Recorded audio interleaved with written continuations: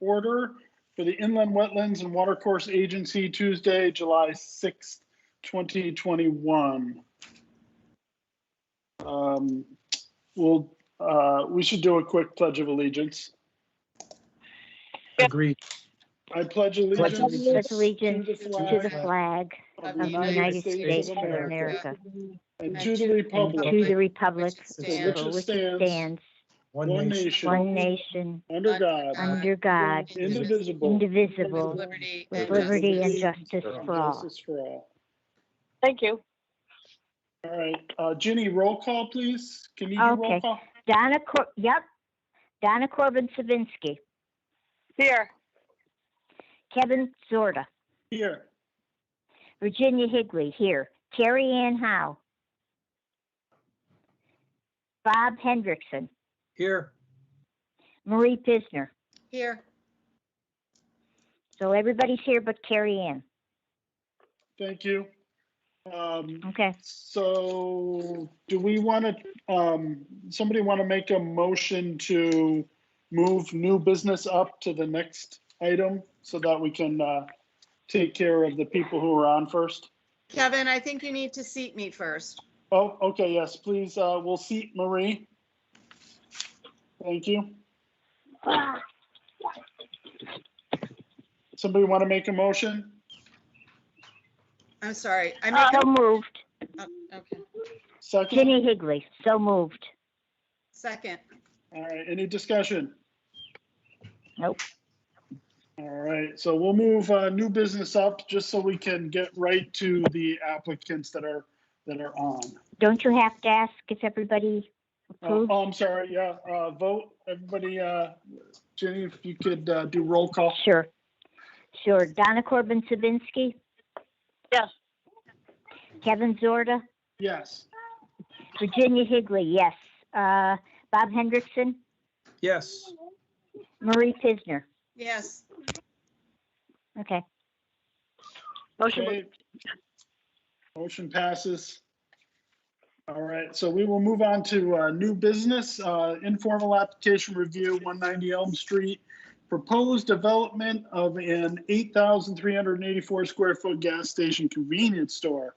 I know we have several folks on. If who's going to start off and who would like to introduce everybody?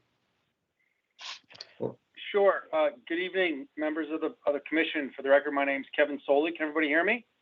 Yeah. Yep. Yes. Great. So thanks. I'm a licensed professional engineer in the state of Connecticut with Soley Engineering. I'm here tonight with Mike Frisbee, who owns and operates Noble Gas, and Bill Kenny, who's our soil scientist, who's visited the site. And first, I just want to really, thank you for accommodating us with this informal discussion. We know traditionally most commissions would just prefer to have an application come before them with a lot of those details, but we're working on a piece of property that's a little bit unique, and we wanted to kind of come in and run through some of the history that we found, some of the conditions on the site, and then talk about how we think we can, what we'd like to bring before you and get some, we know it's not binding, but just some informal feedback on if you think what we're talking about could be a benefit. We believe it could be. So thank you for taking the time again. So I'm going to see if I can share my screen, and I apologize for those who are just on the phone. But for those who can see, so we're here to talk about a property at 190 Elm Street. So it's right at the corner of Elm Street and I guess Shaker Road. So you can see here up on the screen, there's an existing gas station, which I think has actually removed the pumps, but it is a gas station that's been maintained right on the corner here. And then it's right at the intersection where, we have two streets coming together and that signalized intersection right at Shaker Road. Whenever we're working on a project, so we've been fortunate to work with Mike and his operation. He actually done a really good job with a number of projects throughout the state. And, I know some staff has some experience with him in some other municipalities. So he can be a great addition to the community. But whenever we get a call, we got a call about this property, we took a look, and obviously there's some wetlands on the property, and we, whenever there's a property that or a project that might have impact to some wetlands, we want to make sure we have a really good understanding of kind of the history of the site, what the wetlands look like, to see if it's even worth a conversation, because we believe that we need to make sure what we're proposing is something that can, be beneficial, to support what we're proposing. So we kind of took a look at this, and I'm going to run through some history real quick, and then I'm going to turn it over to Bill Kenny, who's going to talk a little bit more specific about the wetlands that he found on the site. And then I was going to close with just talking about some other projects that Bill and I have worked on that actually have come out really successful, that even had some wetland impacts similar to this. But so just going back a little bit, so we went back and looked at some of the older historic aerials, and the site itself has actually been was a farm field for quite some time. So this is an aerial from the 1930s. You can see it was all cleared and utilized from an agricultural standpoint. No. Harry, no. Keep going. Oh, sorry. So then this is an aerial from the 1930s. Moving on in the 1950s, you can see it was still being used for those agricultural purposes. And Elm Street was obviously constructed, but it started to expand in its size. Moving on to 1970s, it was still pretty much cleared.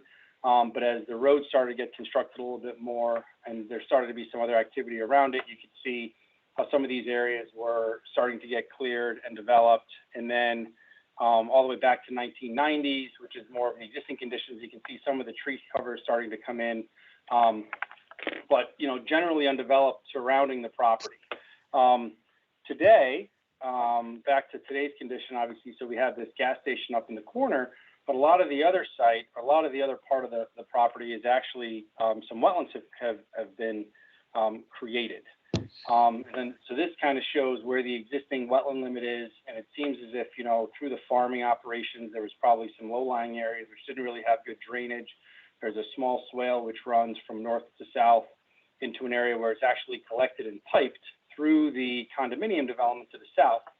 And then in the southeast corner, there's, kind of a water course that runs through here with some wetlands surrounding that. And when we started to talk to Mike about this potential project, we would, in order to make something happen, we would need to impact some of the wetlands closest to Elm Street. But, after we looked at the site and we looked at what was out there, we thought there was a really good opportunity to create some mitigation area in the southeast corner to create what we believe could be a much more robust and productive wetland resource. I guess I'd like to maybe ask Bill Kenny to talk a little bit about the specific wetlands that he found out there and what he saw, especially from a history standpoint. And some of the impact that's kind of been there over the years that he's observed. And then we'll close out with just some more information on the project itself.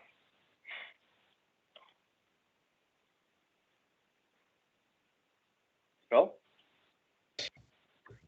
Oh, you might be muted. Yep. There you Good evening. My name is Bill Kenny. I'm the principal of William Kenny Associates. We're in Fairfield, Connecticut. And I'm a professional wetland scientist and soil scientist, and also a landscape architect. So we have a tremendous amount of experience with not just studying and assessing wetlands, but also with designing new wetland systems and enhancing wetland systems that have been degraded in one way or another over time. And so have many years of working with that type of situation. So as Kevin has stated, it's an interesting history with the property. And if we go back to the 1930s aerial, I want to point out a few things that we noticed there. If you notice in this field, you have this vertical, this line that's going up and down through the page on the left-hand side of the property. And if you look at more recent, whoops, if we go back to the other. Based on our experience, it appears that this was a drainage ditch to help dry the field of water, make it more productive field. And then there was also a ditch through here. And then if we go back to it's interesting, if you go back to the existing photo, you can see a portion of this ditch remains today. Where we have the map, the wetlands mapped, Kevin? Yep.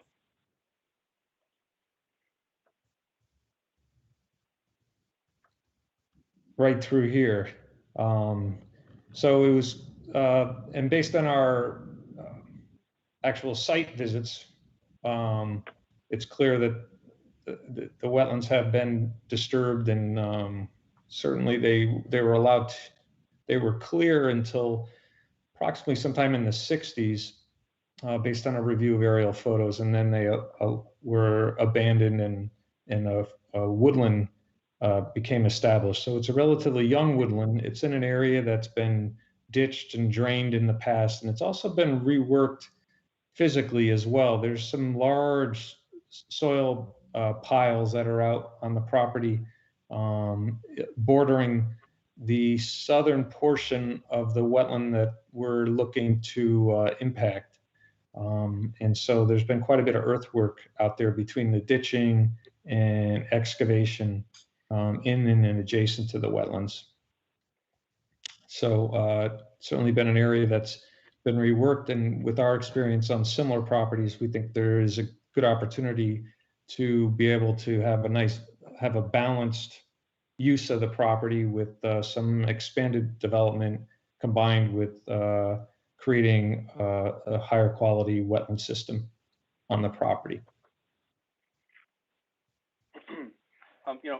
Thanks, Bill. One other thing I'd like to point out too is obviously whenever you're looking at potential wetland impacts and things like this, we need to understand what the permitting requirements would be. And with this development, just to kind of show, we would be looking to impact a rather large area, approximately a little bit about 1.5 acres of wetlands. But one thing that we've been able to determine, or Bill's been able to determine, is that we don't believe this wetland has a significant nexus to a navigable waterway, so it would not meet Army Corps jurisdiction. So we believe that any evaluation of the site and the project would be primarily regulated by this commission. And what we believe we can do is through mitigation and kind of recreation, we can actually get more than a 1-to-1 mitigation area and really improve the southern portion, the rear portion of the property, to allow for some of that area along the northern edge to kind of be developed. As I know, as we provided to the commission, what we are proposing is a gas convenience with not only just conventional fueling facilities, but also with electric vehicle charging. Mike has built a really admirable program, I think, with Noble Gas, where he has a number of locations throughout the state. But he's creating something that is kind of really accommodating for more of the future transportation and not just your conventional, gas convenience that you may have seen developed over the years. The site itself actually still holds and maintains a license to operate as a gas station with the state of Connecticut. And it would include both a canopy for conventional fueling, but also with EV charging canopy to kind of capitalize and prepare for the future of transportation. And then it would also include a car wash program, which is something that Mike has been rolling out with some of his new locations that he's looking at. And I know there's probably questions regarding the operations of those facilities, and there's been, from a car wash standpoint, there's a number of measures and things put in place so that, that all that wash water is collected and treated and recycled rather than being discharged to, any of the surrounding resource areas, before tying into the storm drainage system. And we can certainly get into that at length, but really we wanted to kind of initially get some feedback on whether or not you think you could support or even consider a project like this. But before we get to that, I did just want to give one example of a project that Bill Kenny and I have been able to work on together to kind of talk about some successes. And it's actually a project down in Newtown, Connecticut. But you can see there was a water course adjacent to 84 and a good amount of wetlands in this area here. And we had a similar project where a client came to us and said, hey, we want to propose something here, but it requires some impact to wetlands. And, when we looked at the history and the kind of the quality of those wetlands, we were actually able to come up with a really good plan This project actually required not only local wetland permitting, but also approval from DEP and the Army Corps of Engineers. Here's an aerial where we were able to, while the project's under construction, where we relocated that stream, but then we're able to create a really robust wetland system on the lower edge of a retaining wall through here. And I just have a couple pictures to kind of show the how well that came out, because this was something where we met with the Corps, we met with DEP, and there was definitely some reluctance, but as we talked about our plan and the history, and we looked at how we could really create an ecosystem that would result in a far better, robust environment from a wetland standpoint and improve the resource, it actually was really well received. And it actually came out and created an environment that was far better than what was there under the existing conditions, because, you know, oftentimes a lot of these resources, they may exist as wetlands, but the quality and the function isn't necessarily doing what it you know, ultimately intended to do. And we were really proud of this project because we were able to create a far vastly improved kind of ecosystem than what was there prior to you know, the project's inception and design and ultimate creation. So this is something we're really proud of, and we think that it could be potentially something we could incorporate at this site in Enfield. But obviously, you know, we recognize that this type of application is certainly something that, you know, needs a lot of thought and careful consideration. But we wanted to at least come before the commission to get initial feedback and see if this is something you think we should potentially pursue. You know, given that we think we can create something that can be better than what's there today.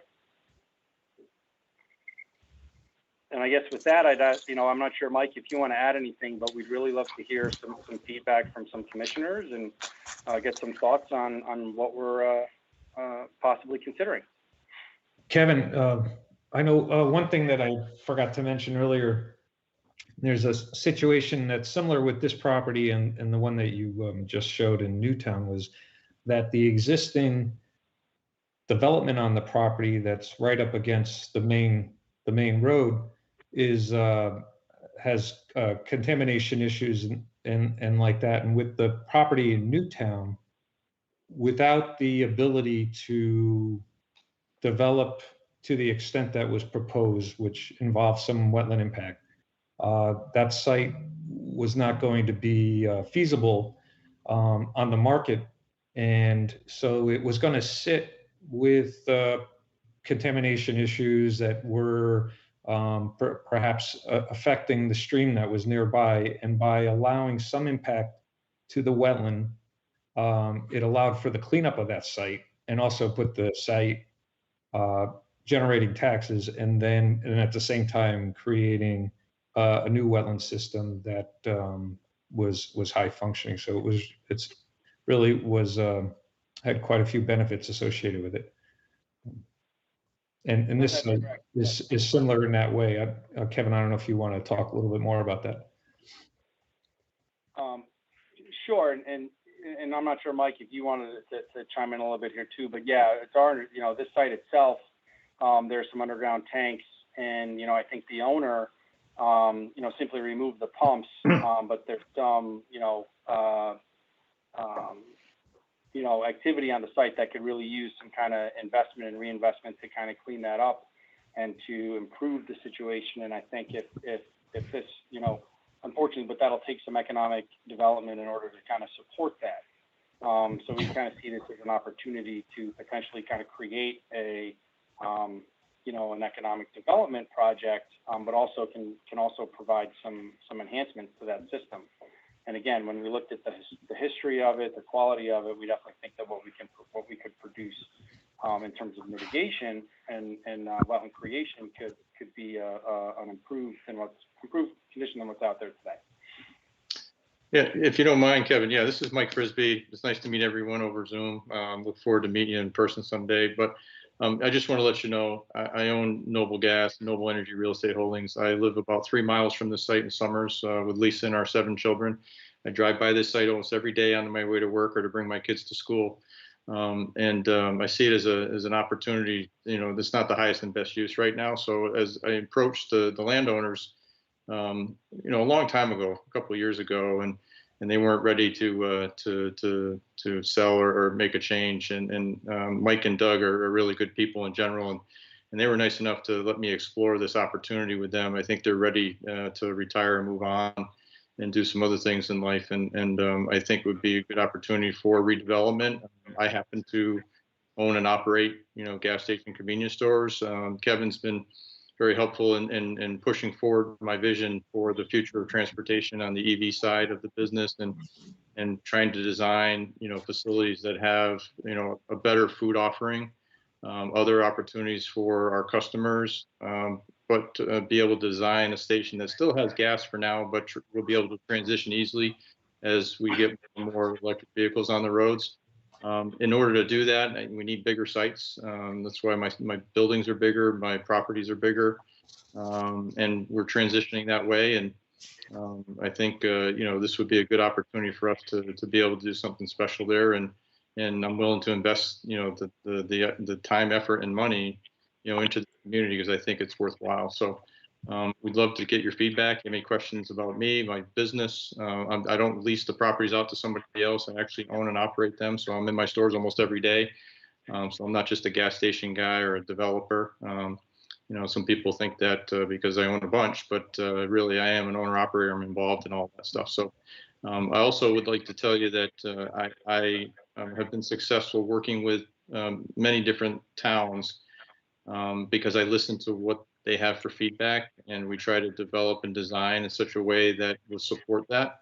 A good example is in downtown Hartford. I built a Noble facility on a residential property that they said, heck no, you'll never get a gas station because we want high-end, condos and people living downtown. And I convinced them that I could do both. So I built a facility that has residential units above, and we got high-end, level finish, nicer than any station. Now we're the example for other folks to say, hey, if you want to build something, go look at the Noble station in downtown Hartford and what Mike was able to do. And Lori Witten was involved in East Windsor when I was developing my station in East Windsor, and I think she would be a good example of how we do things, right? If you see how our operations work and how we work with the towns. So we're hopeful that we can do the same thing in Enfield. So I appreciate your time this evening and welcome any questions or feedback that you might have. Super. Thank you. So I guess I'll go first here. Couple questions I have. First, I think maybe on the minds of some other folks, did you ever consider the site over by the old Mobil station over on Hazard Ave? I actually inquired about that. I did. And I was told that it was in the aquifer area and it could never be developed for anything. I had, some ideas on how we might be able to do something, but I did inquire about that. Yes. Super. So, in my opinion, as far as I'm concerned, and I'm the landscape guy, landscape designer of the group, and I'm really into some of the things that you showed me from the Newtown site. I think if we could recreate something like that here, it would go over much better. And I was really happy to see that, until you scared me a little bit when you said that's why you have bigger sites so you can expand. So my question to you is, if this were to go through and you create this wetlands, and in the future, would you consider expanding into that? Actually, it's a great question. No, what we're showing on the plan is as big as it can be, right? So Okay. I can always work backwards and scale down. The reason the store is so big is because we have a breakfast and coffee offering. We have a deli offering. We have an ice cream, Frisbee's Dairy Bar in New Britain. I bought the Gaita Family Homestead. I went to Ice Cream University and learned how to make ice cream. Nice. And founded the Frisbee's Dairy Barn as part of getting a project that I wanted to build and do. And I think the city of New Britain is really happy that we brought ice cream back to New Britain, and we're real community partner there. So I think it's important as part of my business model to be involved in the communities. But I want to expand on that and be able to have, you know, a place where when people are this is a habitual business, right? So when people get their coffee and breakfast in the morning, they have their place to go. We want to be that place. If they come for a, you know, a deli grinder, I'm a Nardelli's franchisee and I'm putting those into my locations now. You know, that's a Connecticut-based business. It's a higher end product than a Subway, right? So those are the kind of things that we're offering. Our homemade ice cream is another higher end product. Part of my vision is having a place where people can come and be able to sit inside comfortably, be able to sit outside comfortably on a patio with a fire pit. I think that's what people want. That's what I would want.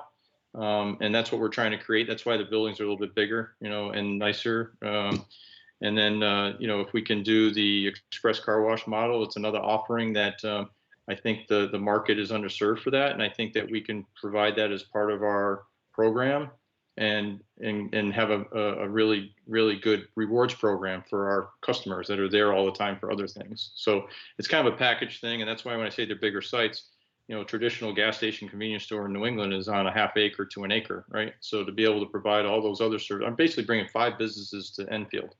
You know, I just happen to have them all on one property.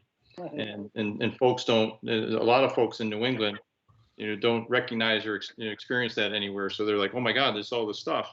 Where I think it actually is a benefit. So you don't have 5 different properties and 5 different curb cuts and 5 different, you know, things. We're bringing that to, you know, to one location, but it happens to be on a little bit bigger property. So. Super, thank you. Yeah, I mean, right now, you know, the business in there is certainly a little unsightly. So I think people will be amenable to doing something there. You know, I do believe that it's something where there is going to be some pushback from the community. You know, you do have some apartments there and some other, you know, residential close by that could show concern. But I think, you know, there's a really good chance that something could go through if there's a positive plan to develop the wetlands, to reclaim the wetlands there or whatever.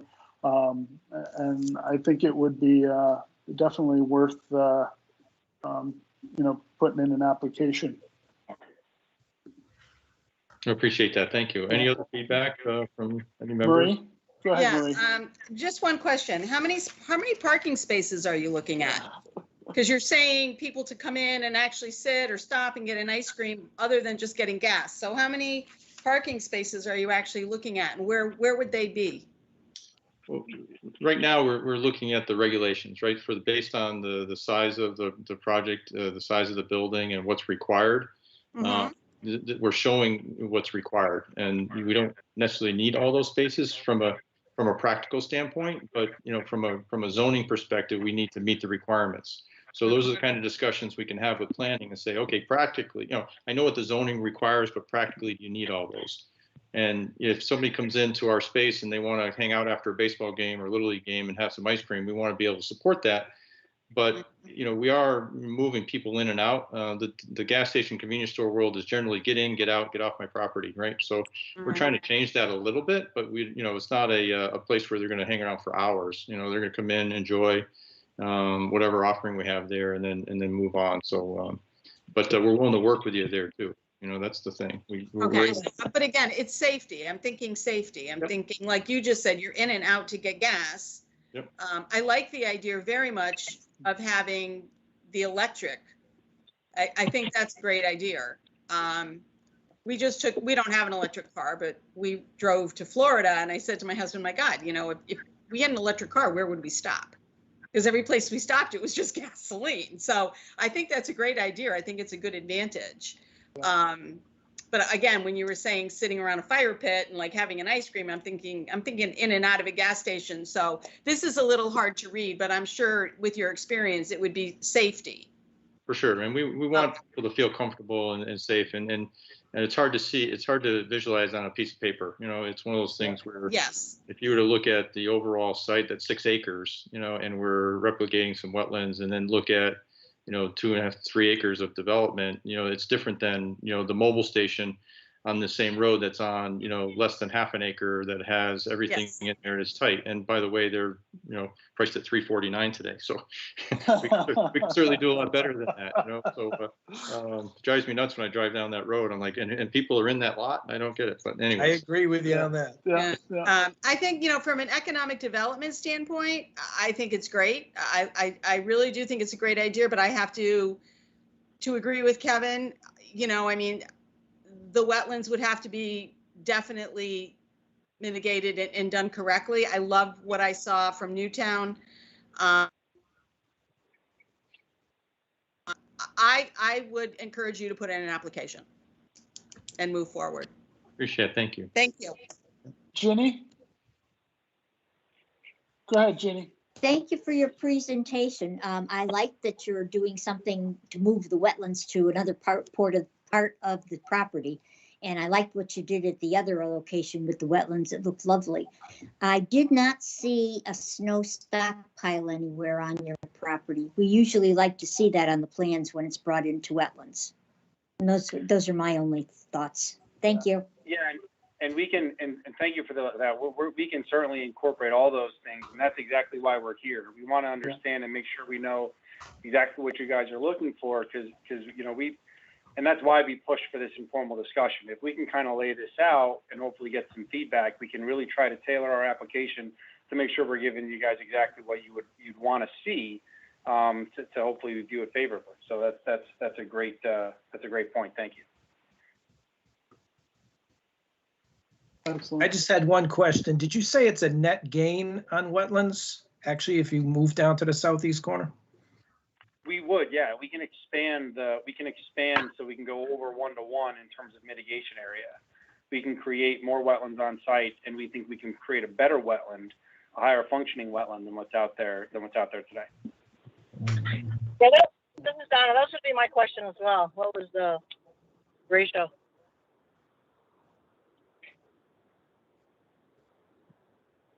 Do you know how much increase it is? We were looking, it was approximately, I think we had 67,000 square feet of impact, and initially we were around 73,000 of mitigation area. And I think we can kind of refine that and probably improve upon that even a little bit more. We wanted to have this dialogue to really kind of understand if we think this is a go or a no-go. And I think now we can kind of work on some of those details and really expand and focus on some of the more detailed grading and how we can make this a much more vibrant system. Excellent. Anybody else? All right. Well, thank you very much, gentlemen. I think we're all kind of in a consensus here that we feel that you should definitely put in an application. I'd be excited to see what you can do with the wetlands and certainly, the feeling that this whole project would give to the community. I think, Mike, is exactly what I think our residents are looking for. So, yeah. Well, appreciate that. No, we look forward to working with you, and I'm glad we had this conversation. It's better to come in and get some feedback so that we design it the way that you would like versus, we're in the middle of it in a hearing trying to figure out, and if we can accommodate, those things up front, it makes the whole process a lot easier. So. Yeah, well, we appreciate it too. It does make it a little bit easier for us as well. Great. Awesome. Thank you. I hope you all have a nice evening. Hope you get your power back. I know somebody was missing power. It was rough driving home from work today. That was awful, but I appreciate it. Thank you so much. You as Thank well. you, gentlemen. Thank you. Thank you. Have a good evening.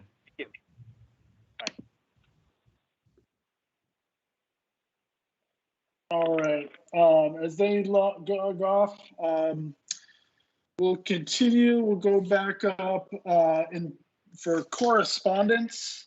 We did get a letter from Mr. Thomas DeAngelis, the Senior Vice President. This is regarding the Winstanley Construction Management.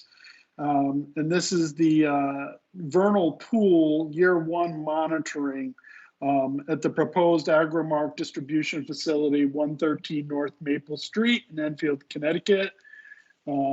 So we did receive that. I won't read the whole thing.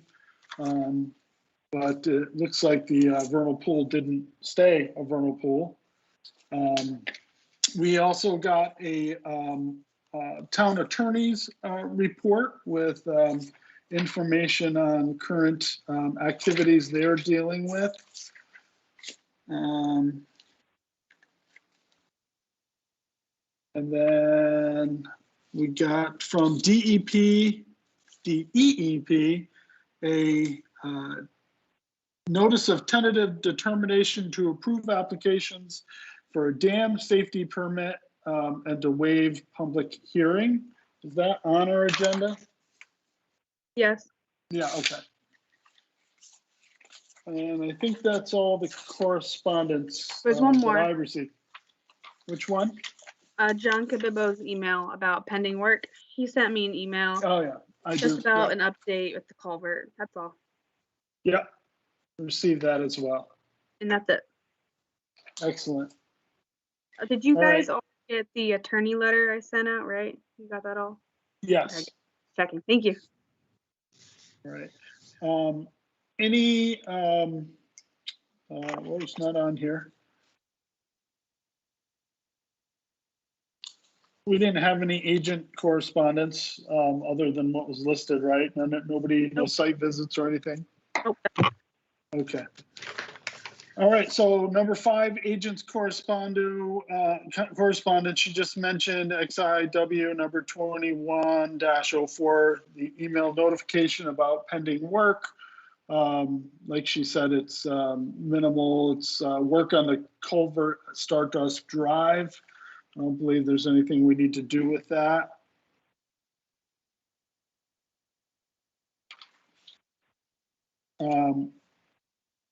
The vernal pool monitoring update, which I mentioned, and then the pond dam. So what do we need to do with this? Nothing. Nothing? Nope. Just open for discussion if you want to talk about it. They're just updates. There's nothing really to act on. Yeah. Any questions on any of those? Anybody need an updated information or anything? Seemed pretty straightforward. Just to Excellent. sum it up, it's everybody is following their permit conditions, so there's no need to worry. Excellent, thank you. All right, so approval of minutes for May 4th, 2021. Anybody like to make a motion to approve those minutes? I make a motion to approve the minutes. Motion. Okay, motion by Marie, seconded by Ginny. Any discussion? Hearing none.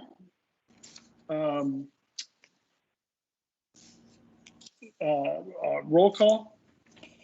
Donna Corbin Savinsky. Yes. Kevin Zorda, Yes. Virginia Higley, yes. Bob Hendrickson Yes. and Marie Pisner. Yes. All right. Unanimous. Minutes are approved. Old business appears to be none. We just did new business. Any enforcement reports? None. Any report of development services planning staff? Nope. Except for our next meeting is going to be a live one. Oh, Yay. our next meeting will be in the Yes. council chambers, okay? Yes. Thank you. Oh, speaking of that, real quick, when you guys come into the council chambers, can you bring those envelopes that you got from Nicole, the big ones? Yes. We're collecting. Thank you. We have no new applications? Anything, any in the works that you know of, other than this one we just heard? There was another guy who wanted to build a house on wetlands, but I have not heard back from him yet. He has not given me any site plans. So as of now, there is nothing besides the Noble Gas facility that might come in. That's it. Okay. It's pretty Awesome. quiet. Yeah. Well, which is expected during the summer. Yeah. All right, no agent approvals. So before we adjourn, it does say on this sheet that the next regular meeting will be held virtually on Tuesday, May 18th. That's a typo. So Sorry. when do we have, so I know in the past, we haven't had meetings, right, in August, July, is it July and August? The next one will be a week from now, 2 weeks from now. Yeah, and then, So- but in August, we tend not to have meetings unless Right. we need to have one, Correct. correct? Oh, I never Correct. changed No the date. meetings in I'm August. sorry. No meetings in August. The next one is Uh, July 20th. Okay, Thank you. if And needed, I'll send an email out once I get that agenda done. Hopefully Yeah. we'll have somebody. So okay. Super, all right, then just need a motion to adjourn. Motion to adjourn. Second. Second? Good night, All, all. Aye. what? We didn't vote. Oh, Aye, All vote? yes. Thank Oh, you, everybody. Yay. All Good right, night, have a all. good night. Night. Aye. this crazy Thanks, weather. Georgie. Thank you so much Thanks, for Kevin. dealing with that. Yeah, no All right. worries.